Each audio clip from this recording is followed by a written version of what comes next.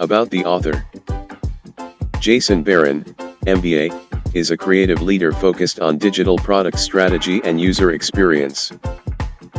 He is a founding partner of the startup Lowest Med that was acquired by RetailMeNot in 2018, and currently works for a large nonprofit organization on digital products that serve millions of users around the world. Jason's grandparents, Donald and Dorothy Colley, both attended Harvard University and instilled in him the importance of education at a young age. He received his Master's of Business Administration from Brigham Young University in 2017 and his bachelor's degree from Southern Virginia University in 2007. Jason has the unique ability to simplify complexity and infuse creativity in business strategy. His Kickstarter for the original rendition of this book raised over 1,000% of his goal in 28 days from over 30 countries around the world. Jason is known to set stretch goals. Never having been able to touch his toes, he filmed the journey and met his goal after 41 days.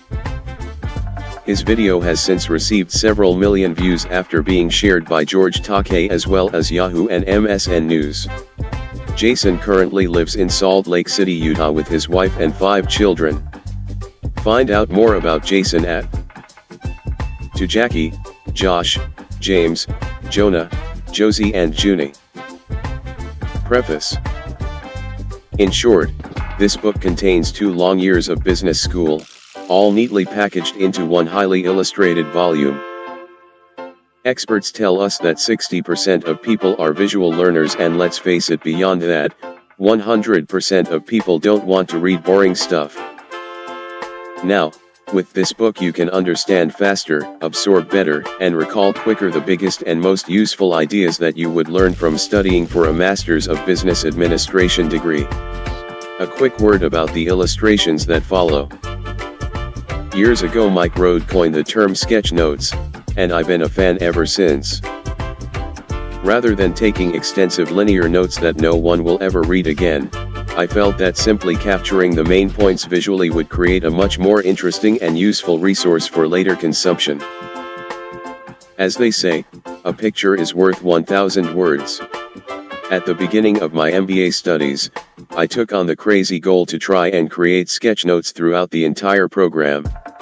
And something unexpected happened.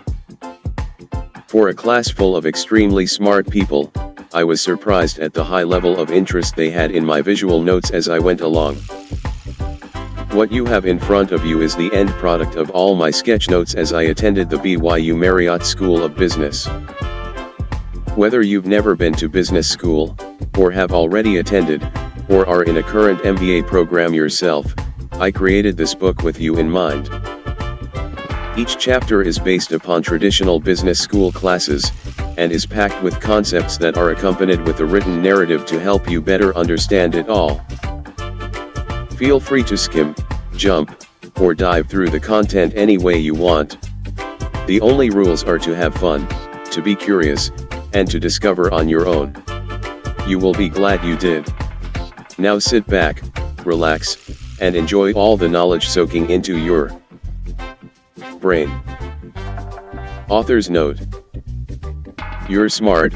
I just spent 86 class days, endured 516 hours of various lectures, completed mountains of homework, and shelled out tens of thousands of dollars in tuition fees, and you can benefit from it all with this book at a fraction of the cost in the comfort of your own home. Nice business decision. My name is Jason Barron, and I'm a designer. I've always been doodling, sometimes when I shouldn't like in class as a kid. Fast forward 20 years and not much has changed. Except that I decided to put my lifelong doodling habit to work when I received an MBA from a top 40 business school, Brigham Young University. Each class period I would sketch note what the professor was saying, including key thoughts during class, and from reading assignments. I would capture the essence of what was being taught, and then I would distill the complex lectures into simplified concepts. The end result is this book, which is worth more than gold. It is the goose that keeps on giving luscious golden eggs in the form of paper pages. Save yourself countless hours and read this book in a fun, fast, and memorable way. You ready to get smarter? Let's get to it. Leadership is more than management. It's about inspiring change and improving results through who you are and how you motivate others. Fundamentals 1. Strategy. Creating the future vision and positioning the company for ongoing success. Execution. Building organizational systems to deliver results based on the strategy. Talent management. Motivating, engaging, and communicating with employees. Talent development. Grooming employees for future leadership. Personal proficiency. Acting with integrity, exercising social and emotional intelligence, making bold decisions, and engendering trust. What is your leadership? Brand. When people see you, what do they think/feel about you? That's your brand. 5 steps to building a brand that gets results. 1. Nail down the results you want to achieve over the next 12 months. Make sure to consider the interests of your customers, investors, employees, and the organization as a whole. 2. Decide what you want to be known for. Looking at your results, how do you want to be perceived? Pick 6 descriptors that you want to be known for. Example: humble, optimistic, dedicated, etc. 3. Combine your 6 descriptors into 3 2-word phrases. Example: humbly optimistic, selflessly dedicated, etc. 4. Create your leadership brand statement and test it. I want to be known for being so that I can deliver. Then ask, does this best represent me? Does it create value for my stakeholders? Are there any risks?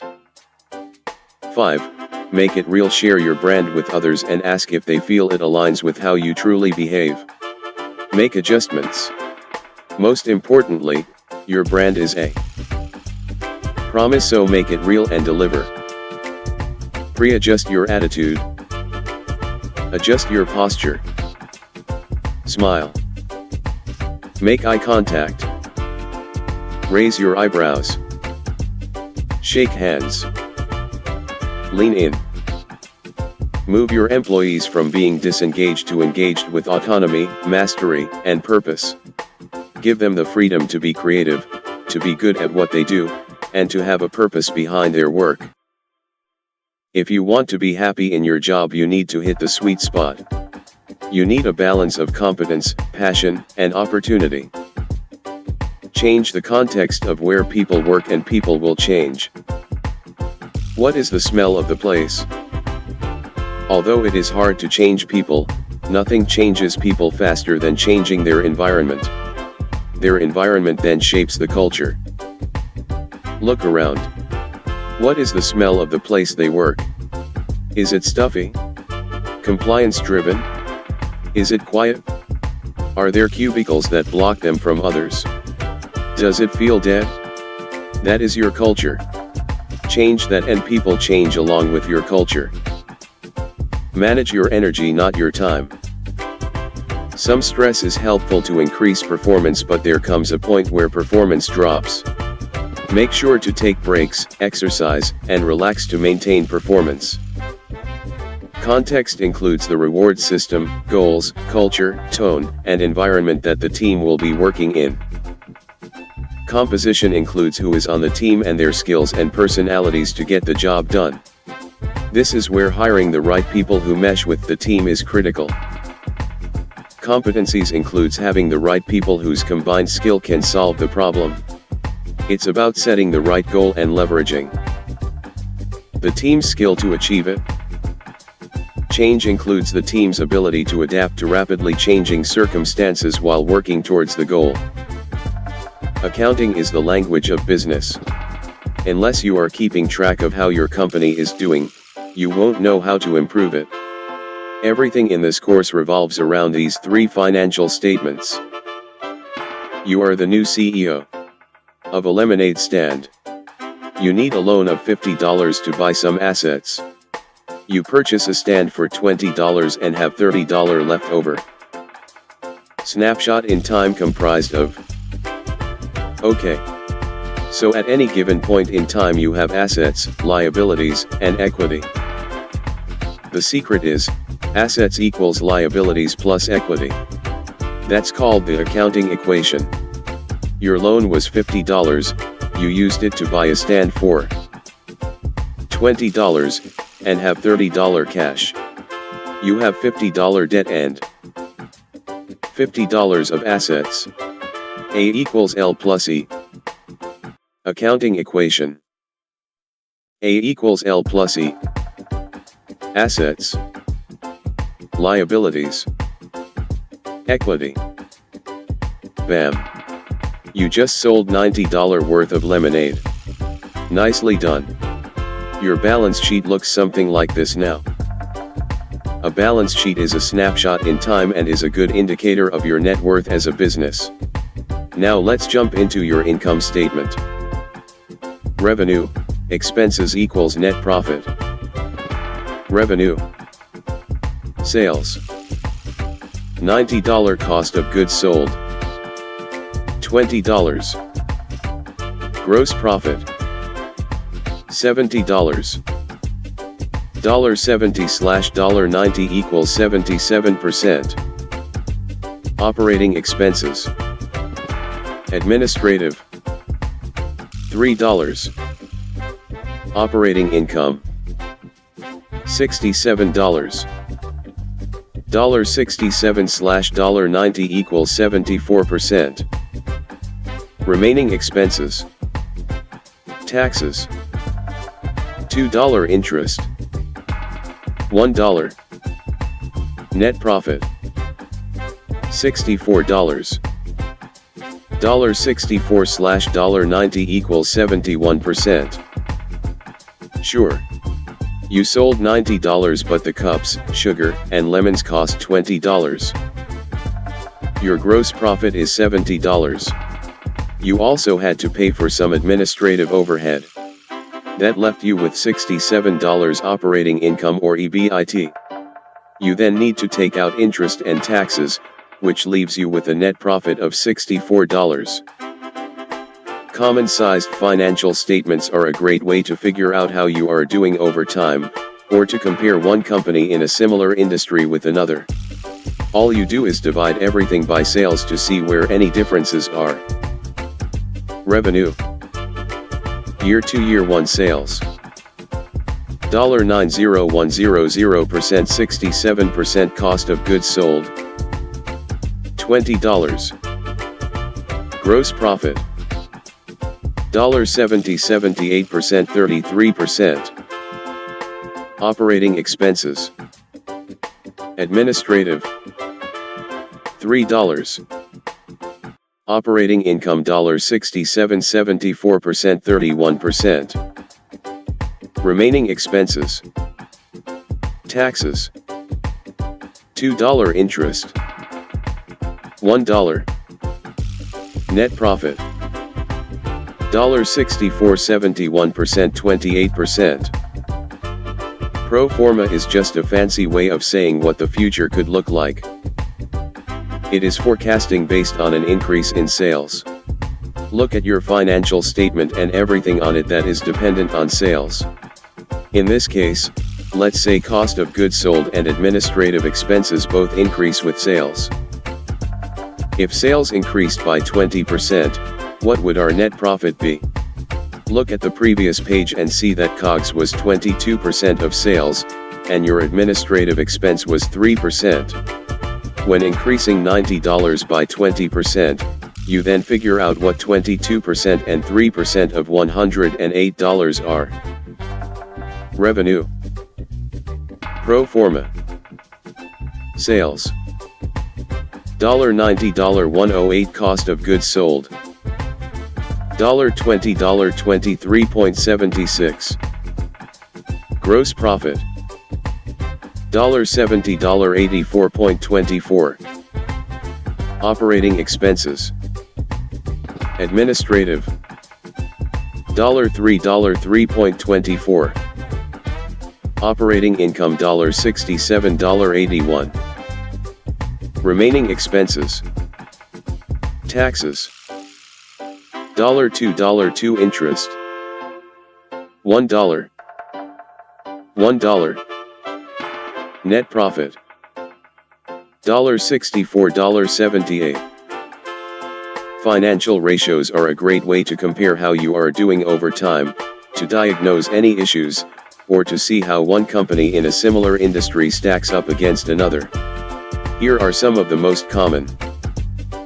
Debt to equity. Financial leverage, how much debt is used to finance your assets. Total liabilities / shareholder equity. Current ratio. Liquidity, your company's ability to pay back short-term obligations.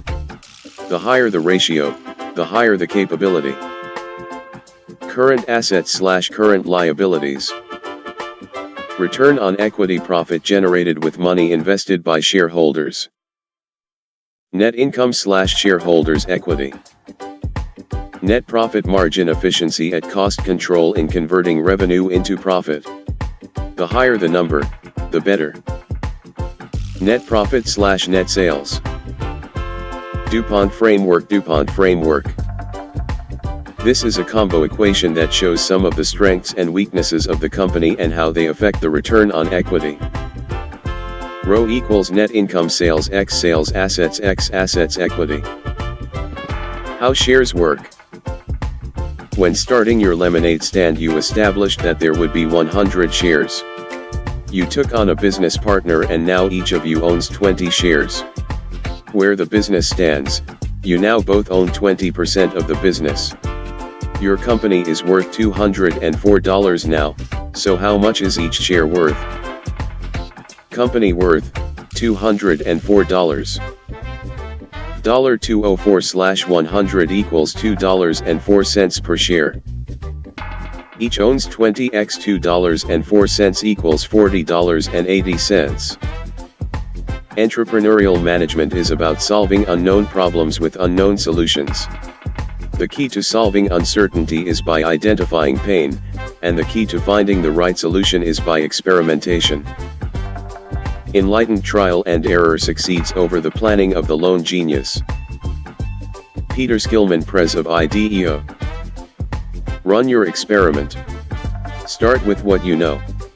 Then, what is unknown? Design your experiment, conduct, learn, and around you go until you have a successful product.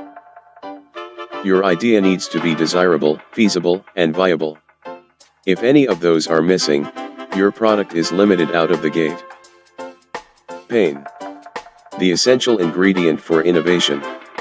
Look around for makeshift solutions that people have created in absence of a product. The deeper the pain, the greater the opportunity. Any problem or unmet need that customers will spend their time or money to solve. Gaining broad adoption takes a balance of price, benefits, ease of use, and ease of purchase. If there are strengths in all these areas, the percentage of adoption will be much greater. Adoption scale.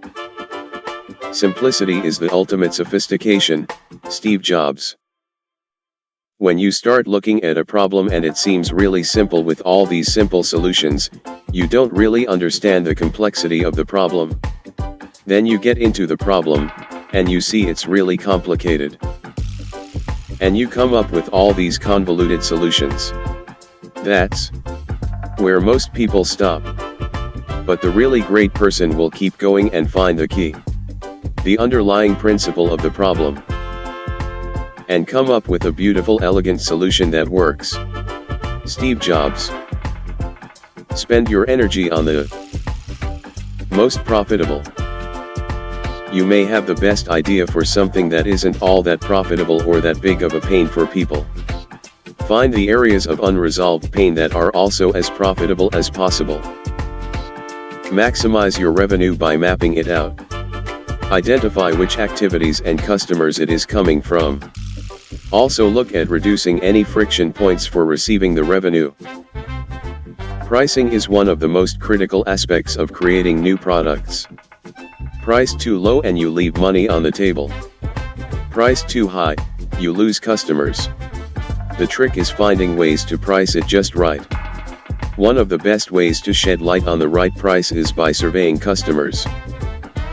Ask, how much would you be willing to pay for this? How many times per would you pay X? Stanford's D.School came up with this brilliant process for innovation. This is a rapid way you can discover new innovations and validate them. When Walt Disney was building his theme parks, he would get down on one knee to see the park from a child's perspective. Empathy is the critical first step to understanding your customer's world and building products or experiences that meet their needs. Based on what you learned through empathy, what is the problem you will focus on solving? Craft an actionable problem statement. Now take what you learned with the problem in mind and start coming up with ideas. The more ideas, the better. Filter your ideas down and build a prototype. This can be out of duct tape and paper. This prototype is only to validate your idea and to test it with people. It doesn't need to be fancy. Find some people who fit your target, and test your prototype. What worked? What didn't? What did you learn? Take those learnings and go back to ideate rightward arrow prototype rightward arrow test again. Managerial accounting is for internal use in order to inform decisions, unlike corporate accounting, which is for external use. You track fixed and variable costs separately and don't unitize them as they are fundamentally different. $10 rent is fixed, whereas the more lemonade you sell, the more the costs increase. CVP analysis sounds fancy, but it's simple. You simply take what your sales price is, subtract the per unit cost, and then multiply it by the volume you anticipate selling. This helps you understand how changes in cost will affect operating and net income. Revenue, cost equals contribution. Margin. Contribution margin sounds fancy too, but it's just what you have left over per unit after subtracting the cost to contribute to paying your fixed cost. So, we sell our lemonade at $1. Sugar and the lemons cost 0.75 per cup, so we have a 0.25 profit that can contribute to paying our $10 fixed cost for rent. Here is where it gets cool. You are planning out your business and you think, gee, my rent costs $10, my lemonade sells for $1, and I make a 0.25 profit. How many cups do I need to sell in order to cover rent? $10 = 40. Cups need to be sold in order to break even. Sweet. Now you're moving. If you sold $160 worth of lemonade, your variable cost would be $120. Apply the remainder to your fixed cost and you just made a $30 profit. That's how it's done. Activity-based costing is important in understanding the overhead costs that happen in the normal course of business. Analyzing these will help you know which activities are worth continuing by surfacing what they really cost. The management process is fairly straightforward. Planning, controlling, and evaluating will help inform your decisions. Suboptimal procurement, deployment, and distribution of financial capital lead to the suboptimal use of natural resources, labor, and innovation in an economy. We are focused in this course around optimal deployment. Go/no-go decisions. Asset purchases and sales operational efficiencies. The capital chain starts with capital that is used to buy assets to create products that generate sales and increase net income. Financial ratios can help analyze how efficiently we are managing the capital chain. All goods and services are influenced by time. The utility of cash is future cash flows, and those cash flows are influenced by time. $100 now vs receiving in 5 years changes the value. Next we will look at how this can be calculated. The next part seems intimidating, but it's really cake. You know intuitively that getting $1,000 now isn't the same as getting it in 5 years. there is a lot you could have done with that cash. So, what is $1,000 in 5 years really worth right now? You could invest it somewhere else and get a return, but you also need to factor in some risks in case someone won't pay up. Those are accounted for in the discount rate. Let's break this beast down. PV, that's what you are trying to figure out. CFT, that's just the lump sum in the future, so $1,000 in this case. That's just adding 1 plus 4%. T, that's just 5. Bam. Now you know what it's worth. Armed with this power, you can tell whether or not a $2,000 mower is really worth the investment when you look at the cash flow it will bring in down the road. Marketing is about promoting products and services. First rule: you don't try to serve everybody. You segment the available market, then target a segment, then position the product.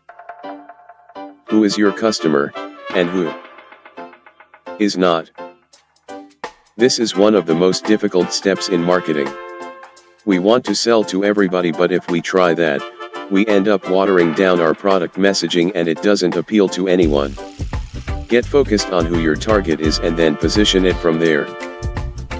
Segmentation and targeting can be approached like this: as much as we would love the whole world to be our customer, it ain't gonna happen. Instead, look at the potential market, then the actual available market. Segment it and target the most valuable potential customers. Laddering is a great way to map out your product, see how it connects with your target, and decide how to use that to create marketing materials. Ask your biggest fans what they like, why they like it, why that matters, and how that connects to a high-level personal value. The link between the product and personal benefit is where the magic happens. Now you can position your marketing materials through the love group's eyes, while targeting the swing group to gain new customers. Let's take our lemonade business and do some love group interviews. You should end up with a laddering hierarchical value map like the one below. When you notice patterns of responses, you can bold those lines and focus on the ones that are on the personal relevance bridge. When working through new ideas and marketing them, make sure you can pass the litmus test above. The more of these dimensions you have, the sharper your angle. Also, a good way to find out if you have a good idea is to ask if people would buy it and for how much. Ask. On a scale of 1 to 10, how likely are you to buy this? Anything over is a potential now. Brands are not logos, graphics, or slogans. Those are artifacts that can help with familiarity with your brand, but a brand is much deeper. What impression is left on your customers? What are your touch points with them? Branding essentials. Resonate with consumers. Differentiate from competitors. Motivate employees. What? We bring kids happiness. How? By making toys. Why? Because children are our future and each one deserves to smile in a darkening world. We think people care about what we do, or how we do it. Actually, they don't. People care about why we do what we do. That is who we are at our core, and that becomes our brand mantra, which acts as guardrails on all decisions we are considering. Ask, does this decision align with our core? If not, don't do it. Brand mantra. What we are at our core. Ops management is broken down into 3 parts. You are designing, managing, and improving a set of activities that creates products and services and delivers them to customers. Whenever starting a new position or responsibility, don't feel overwhelmed. Keep calm, and map the process. Look for complexity and simplify. Understand the current operation. Understand the performance. Understand performance required by customers. Performance capacity efficiency. Max output units per unit of time. Utilization. You have 100 workers who normally work 8 HRS. If in a day there were only 700 hours fully consumed, you would be 87.5% efficient. 700/=87.5%. Lead time, the time between a request and the delivery of your product to the customer. Throughput, the amount of a product a business can create within a period of time. Cycle time, the total amount of time from the beginning to the end of the process. Capacity, maximum output from a process, measured in units per unit of time. Efficiency, a business performance standard. All processes are leveraging resources in the most optimal way. Bottleneck, a process in a linked chain that is slow, reducing the capacity of the whole. Is your lemonade stand running efficiently? Let's check out your process and see how it's doing. Unit equals. Throughput equals 1 unit at 250. Bottleneck equals. Capacity equals 5 units per 1210. Filling the pitcher happens every 5 cups depending on your demand. You could constantly be making 5 cups at a time in a batch to meet demand. Unless you were reducing a cycle time, or removing a bottleneck, each batch would take 12 minutes and 10 seconds. Unless you hire more people, that is your max capacity. Now, if you usually produce 5 batches an hour, you can then figure your capacity utilization. If you only produced 17 cups this hour, your capacity utilization would be 17/25 = 68%. This is a simple example, but the principle can apply anywhere. Keep calm, analyze the process, find ways to improve, and then do it. Most business problems are symptoms of deeper human or organization issues. Improve at the HR level and you will improve the business overall. People management can be systematized to remove variability and to increase predictability. We make mistakes based on intuition. If we feel they are the right fit, we hire them. If they are like us, we like them. The more reason to be systematic. When hiring, a bias-proof way to interview and hire. Systematic hiring. 1. Identify purpose for hire. 2. Put together job definition. 3. Define tasks.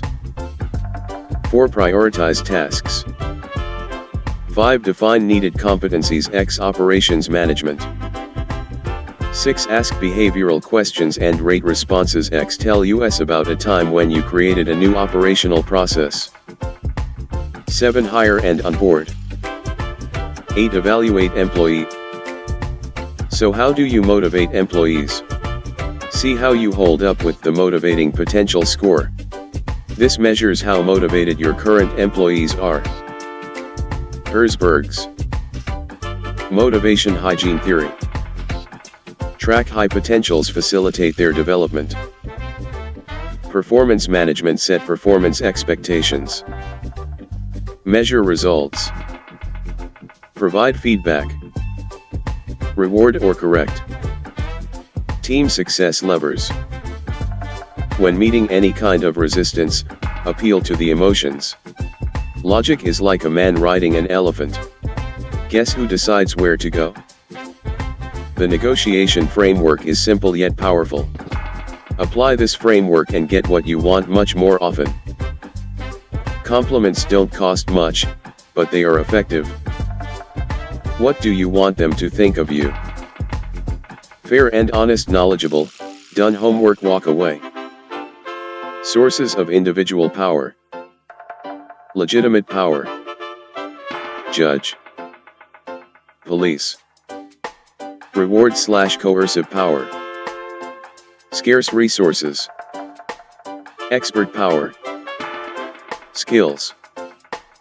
Knowledge. Referent power. -X sent me.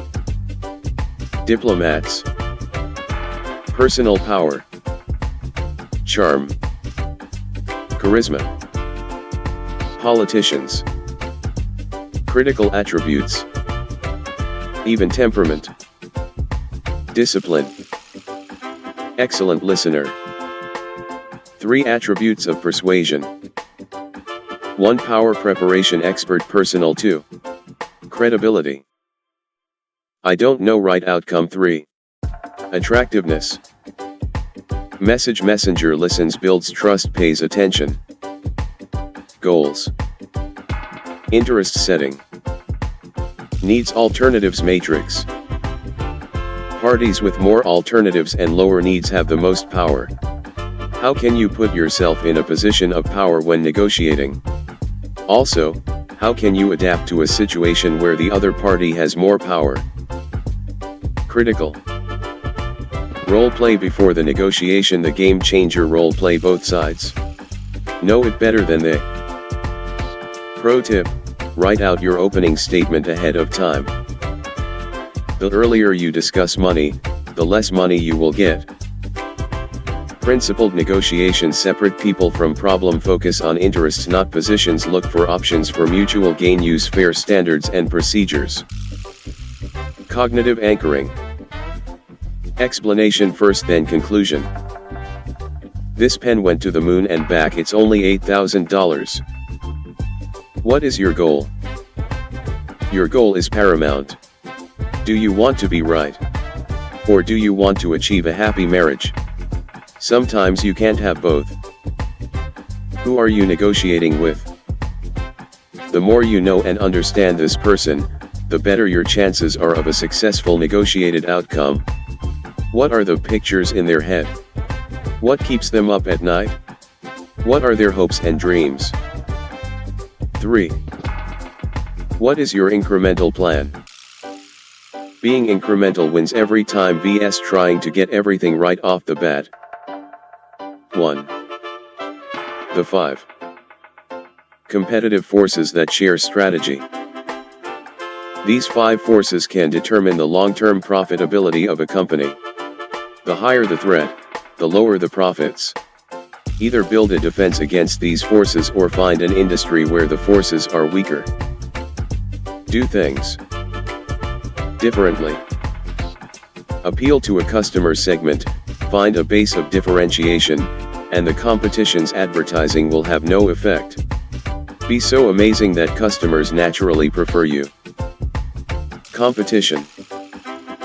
Find ways to do the activities differently that satisfy a customer/market need/desire. Differentiation just takes creativity. Look around and find some object. If you were selling that object, how would you differentiate it? If someone can do this with commodities, you can too. Recognize things as they really are rather than what they ought to be. During the Civil War, the Confederate Army at Gettysburg had a better strategy, but they didn't recognize and adapt to new circumstances. The result? Well, you know the rest. A company creates a strategic advantage when it has various connected activities that support its core differentiating value. Southwest was able to beat other airlines with low ticket prices by using auto ticketing and a standardized fleet, along with frequent reliable departures, and by using a lean, highly trained staff. How do you make your company like Disney? That's what strategy is all about. Product, marketing, messaging, positioning, customer service, etc. equals overall magical experience. Customers have such passion for you that they are impervious to the competition, making the competition irrelevant. Competitors change the game. You may think all is well with your projections, but did you consider what happens when someone else enters? Will it change your sales price and have an impact on your profits? You have to think through the various scenarios before going all in. Perspective from customers or competitors. VRIO Framework. 3. Running your idea through the VRIO framework can help determine whether or not you will have the chance for a sustained competitive advantage. There are 2 types of strategy with regards to competition: red and blue oceans. Red oceans are filled with competition. Before the Ford Model T, the automobile landscape was expensive. Henry Ford decided to create an uncontested market space with a cheap alternative and won. Alliances are critical in expanding your business, but they need to add value that you couldn't get on your own. If Mike can make 10 cups and 2 lemons an hour and John the opposite, you could form an alliance to produce more of both, faster. Make sure you can articulate what specific value they provide, and no matter what, make sure you have a legally binding contract set up. You need a contract. With alliances, can you articulate what value they provide? Business ethics is more than just keeping you out of jail. Living ethically leads to a more fulfilling life, enabling you to leave a legacy you can be proud of. Disclosure test. When in doubt, ask yourself, would I be okay if this decision ended up on the 5 o'clock news? If not, then don't do it. Emotion causes short-term thinking. A critical element is moving from short-term thinking to long-term thinking. Most ethical issues arise from emotion, which causes us to think in the short term. All you need to do is to stop and to remember your goals of who you want to be. Will this decision reinforce or take away from that image? Decision process. As emotions are high when ethics are at stake, use this simple process to help guide you in making ethical decisions. 1. Stop and think. Don't react. First, just stop and think. 2. Gather facts. Now you can gather all the facts and information. Is what you are deciding on critical? Can it wait? Who is involved? What's at stake? 3. Brainstorm solutions. Your decision is only as good as your best alternative. Take time to brainstorm as many solutions as possible. 4. Decide. Now it's time to weigh your decision against whether or not it is ethical. It helps to run things by others to make sure your judgment isn't clouded. Entrepreneurial finance is all about creating value as quickly as possible through a series of strategic activities.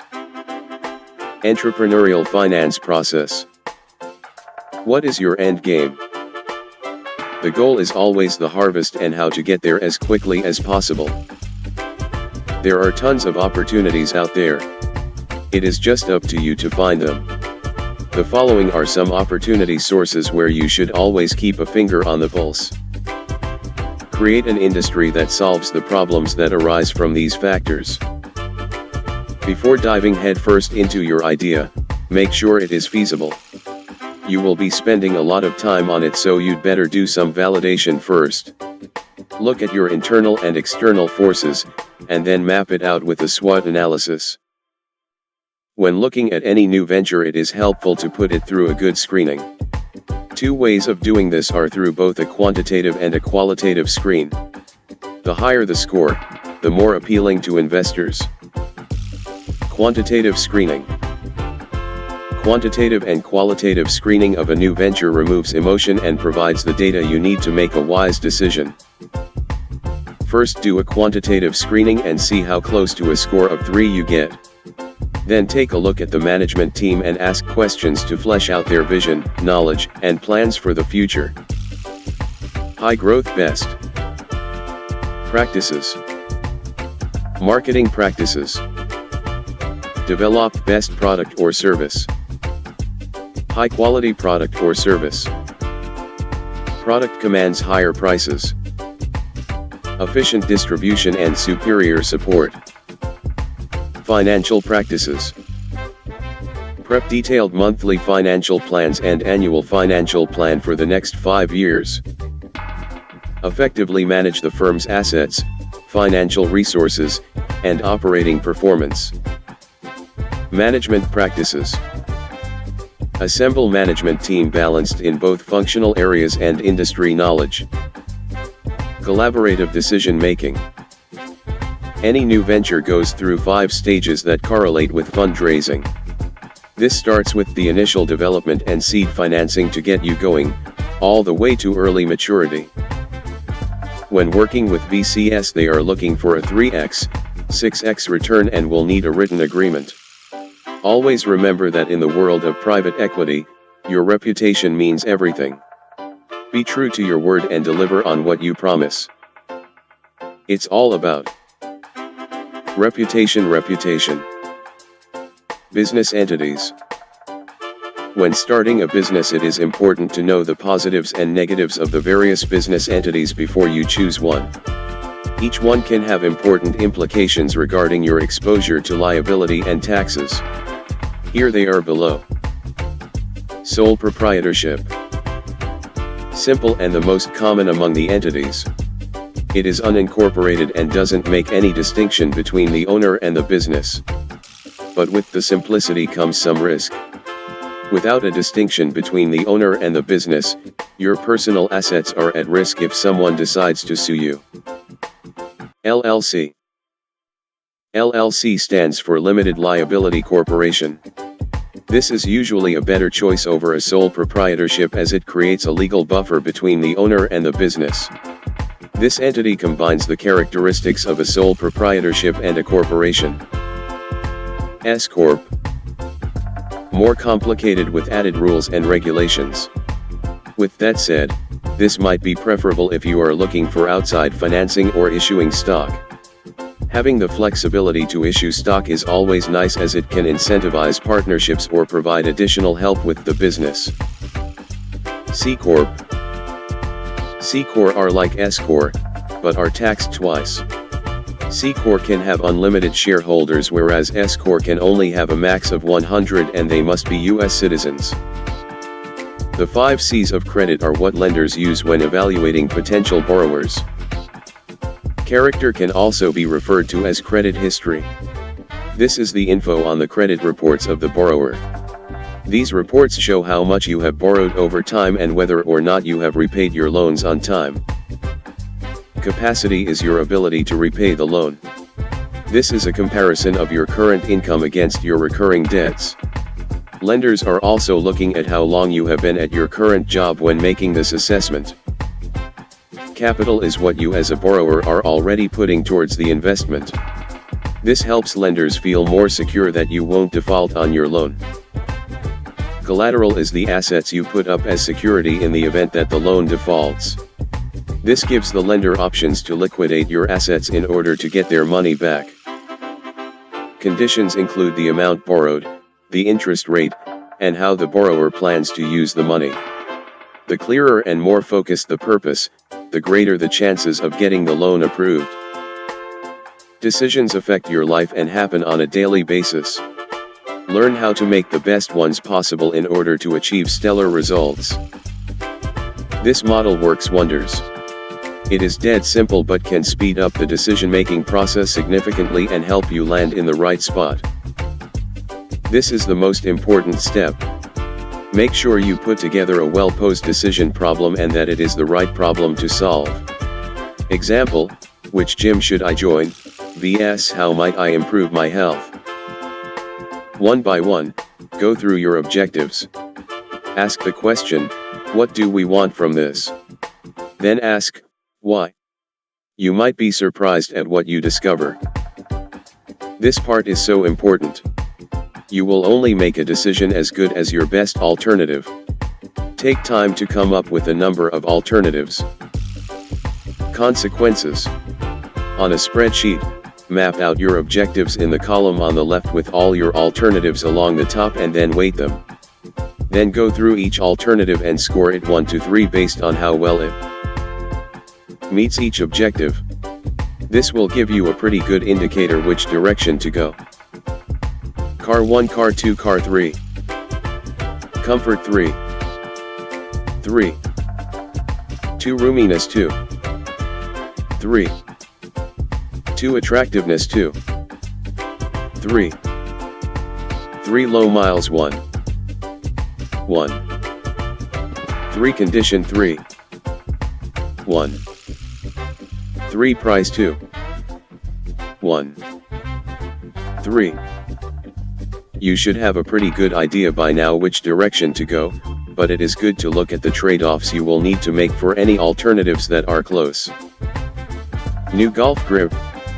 Practice swinging 100 times feels weird at first, then becomes natural. This is a great model to help you make better decisions, but it isn't natural. With focused practice it will become second nature to you. Practice, practice, practice. How often have you been in a situation where people rushed to solve a problem, only to find out it was the wrong one? This is a common decision trap that happens too often. Below are a few common traps we all fall into. Beware. Traps. Absence of a simple, powerful, shared judgment process model. The rush to solve, we end up solving the wrong problem. Specify, articulate, and evaluate the decision trigger. Thing that makes you aware of the problem tip, could be an alternative masquerading as a problem. Is this really a problem or an alternative? Job recruiter calls. Take job. Not a problem. The magic question. We all look at the world through different perspectives. The more you can see the world from others' perspectives, the better off you will be. Identify your frame, others' frames. This is hard. Cognitive dissonance. Give yourself permission to disagree after. This isn't easy, but it can be done with some practice. Take a hard topic that you don't agree with and give yourself permission to see it from an opposing perspective. The more angles you can see it from, the more informed you will be to make a better decision. There are two types of thinking, System 1 and System 2. Our minds generally default to System 1 because it is faster and simpler. This can be dangerous if we always default to System 1 for tough decisions. The two best ways to battle this are to be aware of the various biases and to follow a structured problem-solving method. Availability heuristic, representativeness heuristic, prospect theory, anchoring and insufficient adjustment, overconfidence, motivated reasoning. Availability heuristic, people base predictions on how easily an example can be brought to mind. Representativeness heuristic, people judge the likelihood of an event's occurrence by the degree it represents the data. Prospect theory, people are loss averse. They prefer avoiding loss to acquiring gains, leading to risk seeking in loss domain and risk averse in the gain domain. Anchoring and insufficient adjustment, people tend to rely too heavily on a number anchor when making decisions. Overconfidence, people tend to be excessively confident in their predictions. I am 99% sure. They couldn't hit an elephant at this dist. John B. Sedgwick. Motivated reasoning, people tend to evaluate evidence in ways consistent with their preferences. General management is all about solving problems and resolving issues, all being accomplished with only limited knowledge. In order for you to help get problems solved, you need to help others frame the problem correctly and to help guide them to the solution. Problem-solving basics. Structuring the problem begins by first coming up with a smart problem definition. Then from there creating an issue tree with all the possible answers to the question. Structuring the problem. My greatest strength as a consultant is to be ignorant and ask a few questions. Peter Drucker. Once you have created your issue tree, start testing assumptions, gather data, and cut off branches that don't apply anymore. This helps you get to the root cause and start getting to real solutions. It is important to have your goal that you are solving the problem with front and center. Focus on a goal that has the highest benefit with the lowest cost. Solve the problem with highest benefit plus lowest cost. As a consultant, you need to provide good recommendations. Below is a basic flow when making recommendations to clients. Good recommendations. Why learn about change? Great solutions can fail if the org isn't ready. Change is emotional. Find ways to nudge change in the right direction. For example, rather than having you cut back on your food, just start using smaller plates. In order to motivate people to change, you must help them to see and feel the importance of the change. Change follows an unfreezing of how things have always been, opening up the opportunity for change. Change requires ending the past, leading to a period in a neutral zone, and then settling in the new beginning. Every beginning ends something. Paul Valery.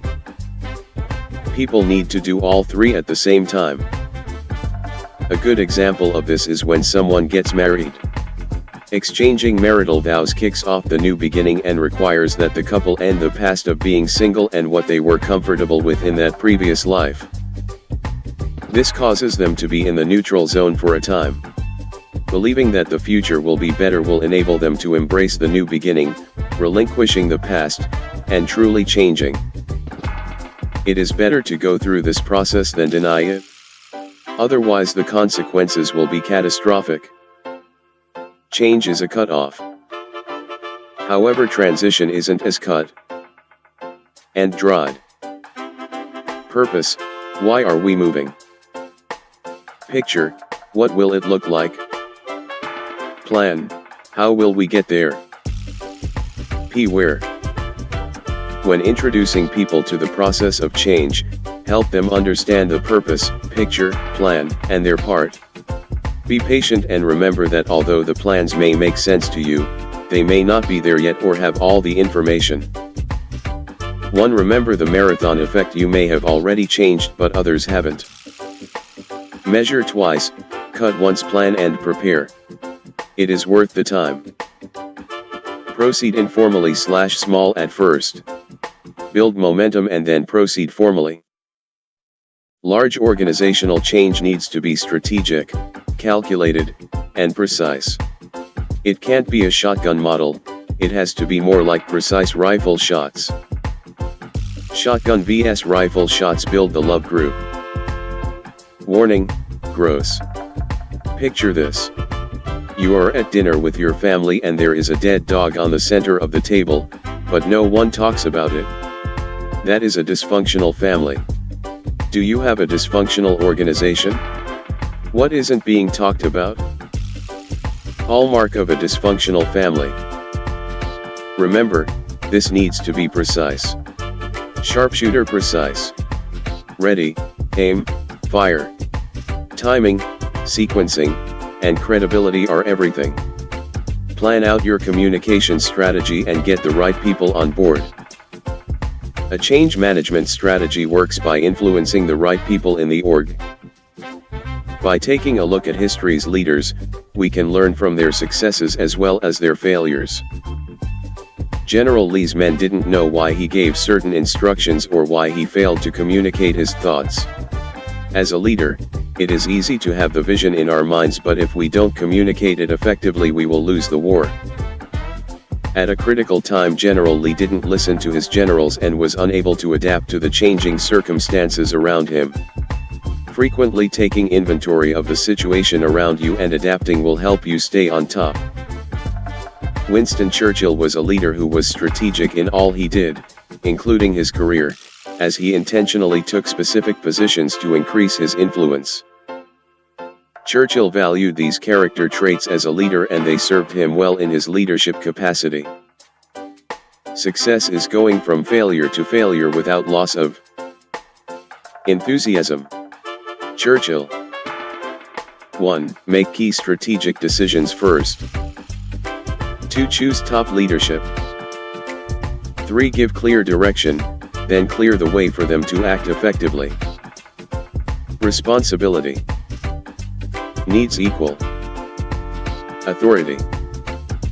For individuals to be successful when given a responsibility, they need to be given equal authority in order to carry out their duties, otherwise it will only lead to failure. Churchill felt that the further back you could look in history, the further ahead you could see. The further back you can look, the further ahead you can see. Collective decision-making leads to temporizing. Counseling together is different than collective decision-making. One is about gathering the best insights to help inform a decision, the other only leads to temporizing, which is ineffective. Strong leadership listens but also knows when to make a decision. The Americans rocked the Nazis at the Battle of the Bulge due in large part to Eisenhower's leadership. He led in almost opposite manner and approach to Hitler, and it served Eisenhower well. The problem today is most people spend time consuming versus creating. Make a real commitment to start creating. It will benefit both your personal and professional life. When brainstorming, the game is all about getting out as many ideas as possible. Crazy ideas. Infeasible ideas. Just get them all out there. Idea generation is about divergence. As tempting as it can be, don't critique any ideas until they are all out there. Once you have done that, it is time to filter the ideas down. Put your business hat on and throw out bad ideas. Remember, the only way to get down to a great idea is to start with divergence first, and then convergence. First, think outside the box. Then associate your thoughts with things you have observed or experienced. This is the essence of creativity. Always be filling your card catalog with experiences and knowledge. Then take those cards and put them together in different combinations. Teams are critical to expanding your breadth. Include people who are different than you. This helps expand your idea pool dramatically. You can use these associative thinking methods in a team or individually, but try to leverage teams as much as possible. You may have a great idea that solves a huge problem, but if people don't care, they won't buy it. It could even be a life-saving device. Pain is personal. Personal pain causes people to pay. When solving any kind of problem, dive into the complexity. When you are providing the end solution, make it incredibly simple. Elegant solutions beat out non-elegant solutions 4x. Systematic inventive thinking is a technique to take existing products and create new innovations from them by applying 5 different thinking models. For example, take your product and subtract a feature. Or take a feature and give it a different purpose, etc. Subtract. Multiply same objects, use different job. Divide. Unify tasks, break symmetry. Creativity is an evolutionary process. Starting with the vision, ideas are tested, tweaked, and tested again. Through the process, new knowledge is gained and the product is refined to a point where it finally meets the vision and can be launched for real. A key in the process is to be nimble and flexible, adapting to new information and data. Guest speaker, Michael Lee. Spend time on soft costs. Most companies invest very little in soft costs, which can be detrimental once it is launched. People always want to jump to solutions. Stop. Bring people back to abstraction. What is the story? Why does the product exist? Then create the experience in your mind's eye. Of course, before you create it, you need to look at the numbers and do a feasibility study. If it makes business sense, then you start working on the solution. You can't talk about innovation without talking about Harvard business professor Clayton Christensen. The guy is a genius. He has a masterful theory called the job to be done. A fast food chain wanted to sell more milkshakes. They did market research and spent a lot of money to learn everything about their target customer. They did surveys and focus groups. Then they enhanced their milkshakes by refining the recipe, brought in their customers, and they liked it. No increase in sales. 45% of milkshakes were purchased in the morning. Given this insight, they started stopping drivers as they were going through the drive-thru and asking why they were buying the milkshake. They learned that the customers wanted something that would occupy them while they commuted to work and kept them full until lunch. That was the job to be done that they hired the milkshake for. This course is all about finding a good idea, sharpening the competitive angle, and making it profitable. This simple model took 20+ years to perfect. How to create a good idea. Reinvent. Product experience the world around you. 1. Solve everyday pain. Look around. What are people struggling with? 2. Ride the wave of interest. What is popular right now? Leverage it. 3. Stretch or entertain to the extreme. Take your idea and go to the extreme. For some reason, things taken to the extreme are money makers. 4. Build on a core product. Look at the most common products, find their core, and make them the best or most fun. Double down. 5. Cool hunting. What's most profitable in other countries that we aren't doing here? Find it and bring it over. How to know if you have a good idea. Test personal connection factor. Show people the product. Conduct focus groups.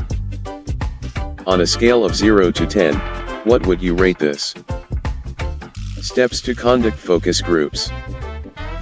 Screening question. Do you use? Do the 6 thinking hats. White. State the facts for the focus group. This isn't the time for critiques, just Q and A. Red. Ask on a scale of 1 to 10 whether or not they would purchase it. Yellow. Perceived benefits or positive support for the product. Black. Perceived shortcomings of the product. This is the time for them to be negative. Green. Ideas for improving the product. Blue. Summarize the process and learnings from the thinking hat exercise. Questions to ask for new products.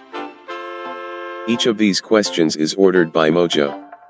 What about your product will get people talking? The competitive angle. The competitive angle has 3 parts. A. Helps someone get over a hurdle. B. Is distinct. C. Creates a positive personal connection. Once you have a good idea, it is time to sharpen the competitive angle to make it profitable. Sometimes your angle will look unbalanced like this. Work to balance it out by sharpening the dull points. Remarkable bottom-up tactic. Double down. You're cheap. We are twice as cheap. Better, faster, cheaper. Go double. Better, faster, cheaper. Do the opposite. Milk. Rightward arrow. Almond silk, not milk. Feature an oddity. Squatty potty. The cow patty clock is a great example of a product that featured an oddity and doubled down. The only limitation they had was in creating the supply. Cows only poop so much. The jetpack water ride started as a product to clean the sides of large ships. Sales were level. They took that idea, sharpened the angle by making it unique, and targeted for a different situation. Sales skyrocketed. Positive personal connections are critical. Be careful of creating a product that elicits a negative personal connection. A lot of companies focus on selling features rather than taking a much more effective approach selling benefits. Show potential customers the idea and appeal to the emotions, creating a positive personal connection. Get creative on different usage situations for your product. An apron company thought their product was for one situation when they discovered that their audience really wanted to feel cued. The process looks something like this. The real situation. Use focus groups to discover the real situation. The reality is, most customers are using your product for reasons other than you originally thought. Doing focus groups will help you flesh out how they are using it, which will help you dominate that usage situation. Discover the first and it will determine the feature set. Take your product idea and create a table with target customers on the left and at least 10 different usage situations along the top. Find the most profitable customer with the most powerful situation and focus there. Although it is tempting to focus on all of them, you need to focus on only one. Usage situation. Situation statement. Creating a situation statement will help focus your efforts. Wants to but can't because of, gets over the buy. If a quarterback is about to get sacked, should he throw the ball away or just take the sack? The owner wants him to throw it away so that the QB doesn't risk an injury, but the QB wants to take the sack so he has better passing completion stats. How do you reconcile the two? That is what this chapter is all about. Why not incentivize based on wins? Can't control it. If I can't control it, why bother? Agency Theory 1. The agency theory states that the agent will want to maximize utility for one's own benefit. Goal incongruence is when the principal and the agent's goals don't align. Goal incongruence. The reality is that people want the most amount of money while doing the least amount of work. This course is about creating structure and incentives that align the business objectives with the motivations of employees. Management control systems exist for agency problems. Organizational architecture. You need all 3. And they all are equal in importance. Performance measures. You don't just focus on one measure. Balanced scorecard. Objectives are actionable that are measurable. Balanced scorecard 3. Example. What gets measured gets done. Just watch out for surrogation. This is when the measure itself becomes the end. For example, measuring managers on whether or not they have 1:1s with their team. The purpose is to help their team members, but the quality of those meetings could go downhill if they feel they just need to check the box. Global management is about taking your product or business out to the world while being aware of the local needs and cultures in order to increase your chances of success. It's not just geography that causes distance.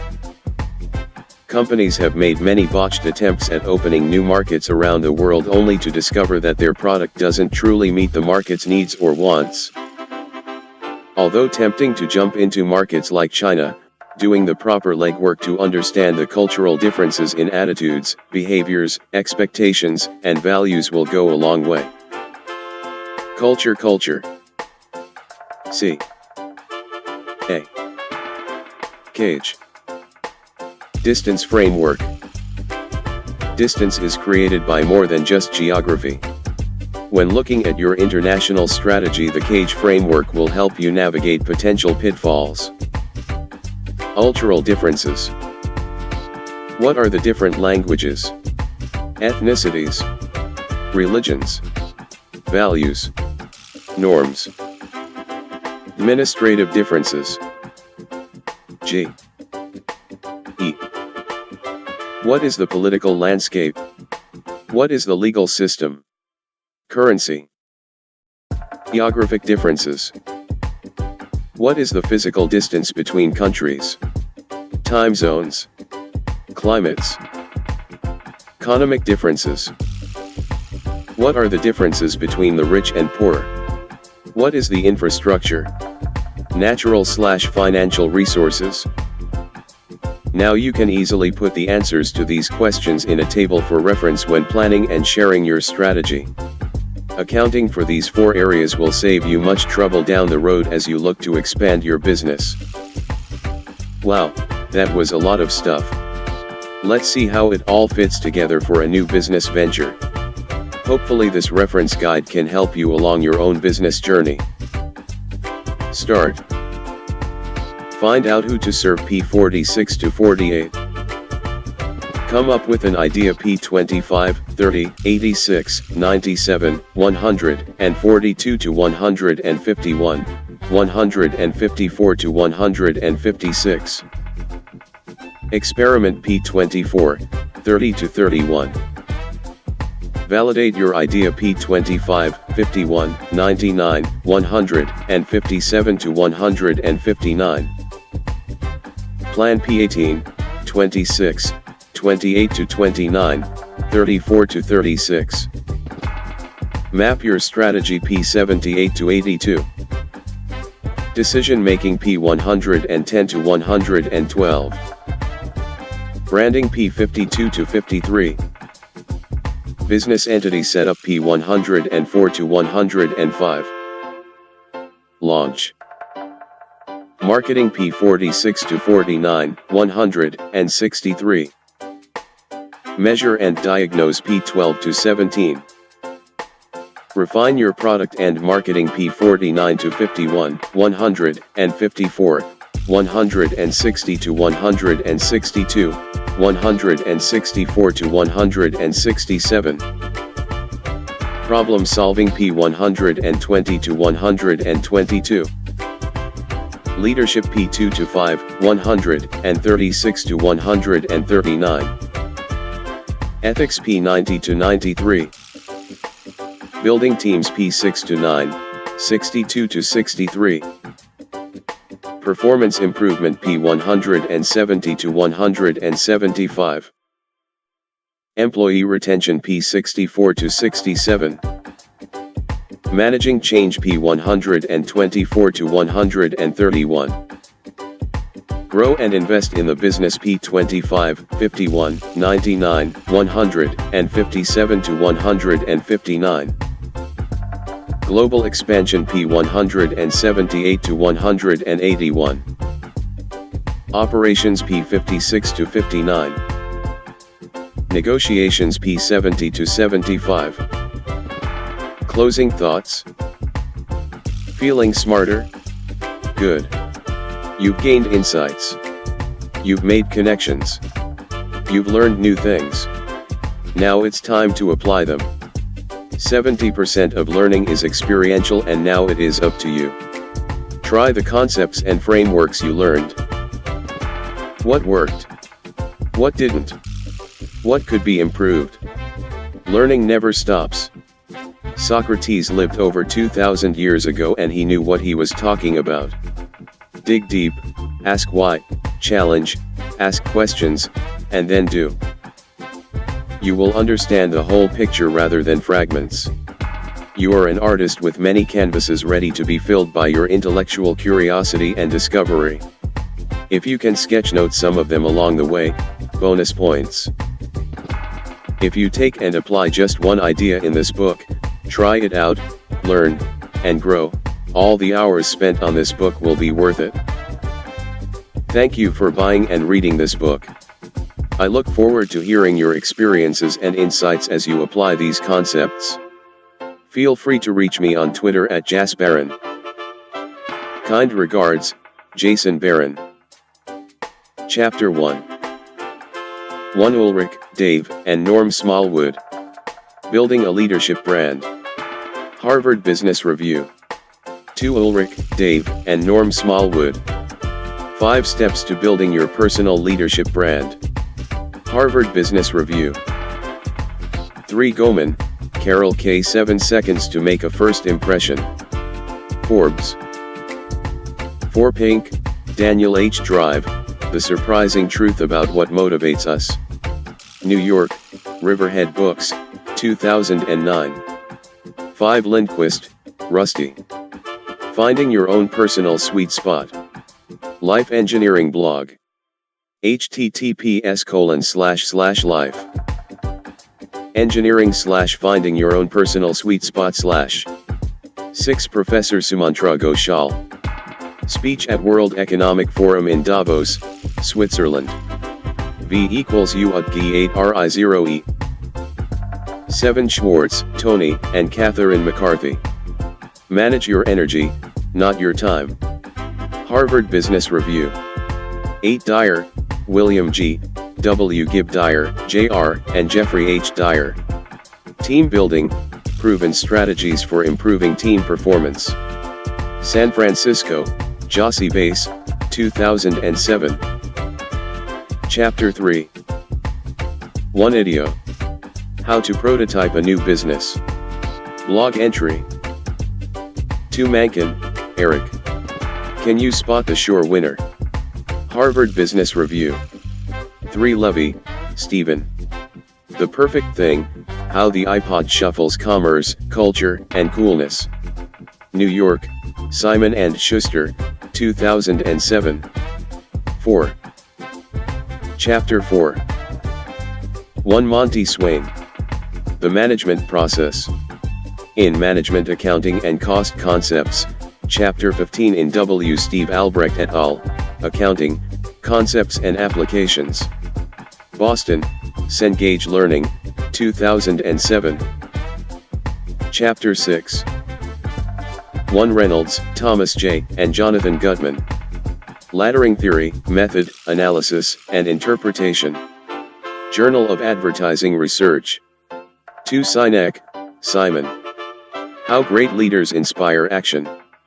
TED Talk given in Puget Sound, Washington, September 2009. Chapter 7. 1. Gray, Annie, and James Leonard. Process Fundamentals.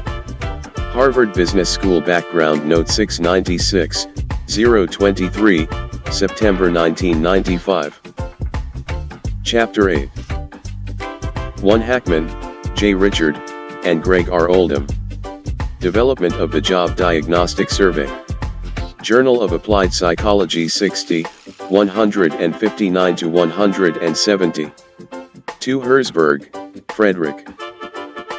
The Motivation Hygiene Concept and Problems of Manpower. Personnel Administrator 27, 3-7. 3. Dyer, William G., W. Gibb Dyer, Jr., and Jeffrey H. Dyer. Team Building, Proven Strategies for Improving Team Performance. San Francisco, Jossie Bass, 2007.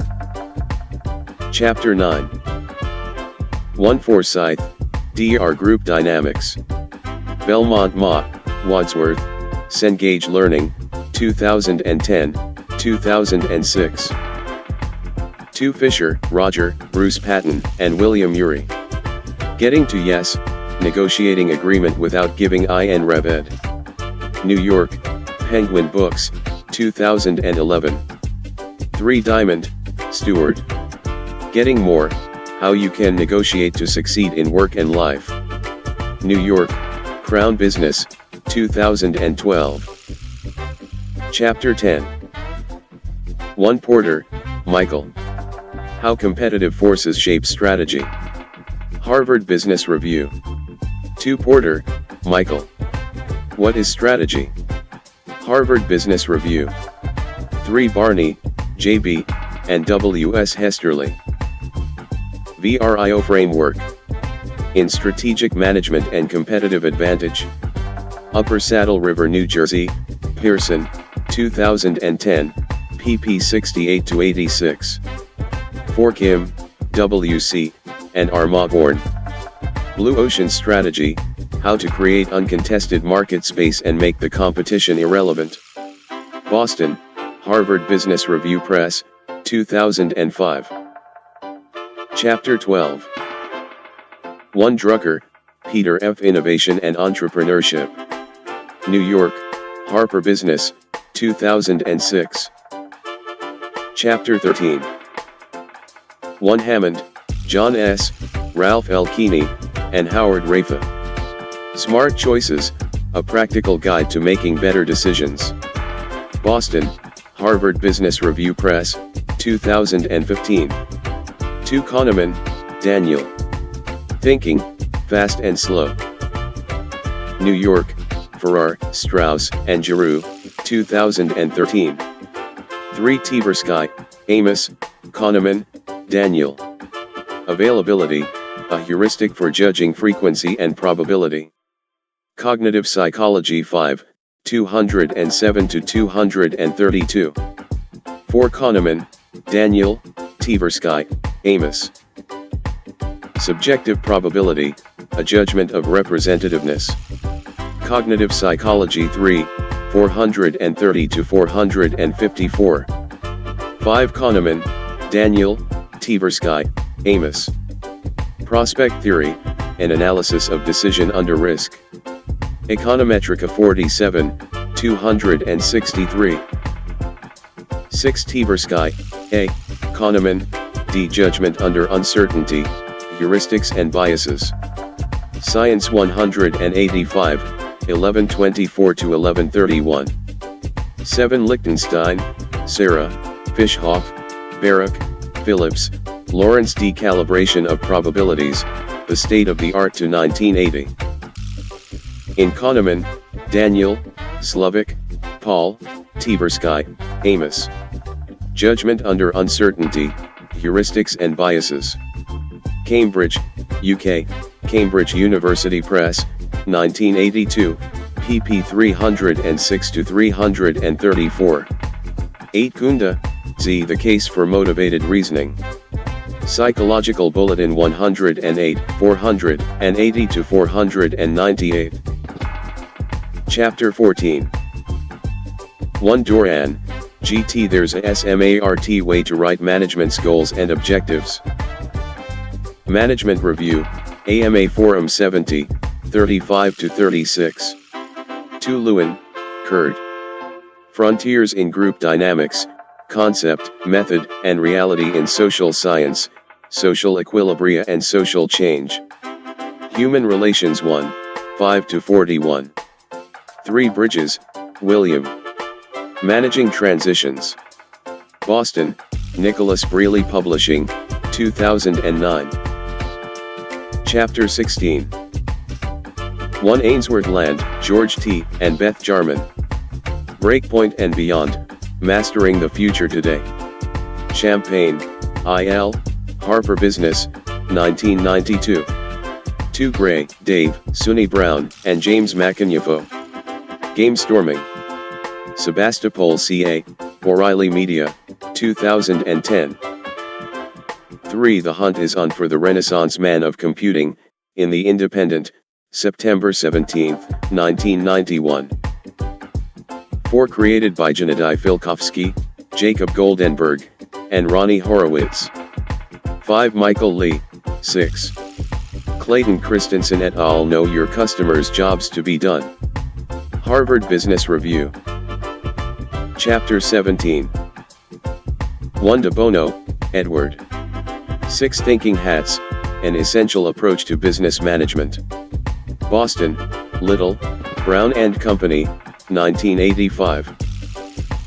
Chapter 18. 1 Eisenhart, K. Agency Theory, An Assessment and Review. Academy of Management Review 14, 57-74. 2 Gupta, Mahendra R., Antonio Davila, and Richard J. Palmer. 3 Kaplan, Robert S., Norton, D.P. The Balanced Scorecard, Translating Strategy into Action. Boston, Harvard Business Review Press, 1996. Chapter 19-1. Framework created by Pankaj Mawad. Acknowledgements. I want to give a special thanks to my amazing, supportive, patient, strong, beautiful wife, Jackie. She always encouraged me and never complained once through my entire MBA program, all the while raising our 5 children. I also want to thank the incredible classmates I learned so much from and who will be friends for life. A huge thank you to all the top-notch professors who made my MBA experience as challenging and rewarding as it was, Curtis L. E. Barron and Michael Thompson, Jim Stice, Niall Hatch, Monty Swain, Colby Wright, Glenn Christensen, and Michael Swenson, Daniel Snow and Cindy Wallen, John Bingham, and Peter Madsen, Bruce Money, Mark Hansen, Brad Agel, Jim Brow, Bill Taylor, and Doug Pruitt, Paul Godfrey, Gary Rhodes and David Whitlark. And finally Steve Smith and Bill Taylor.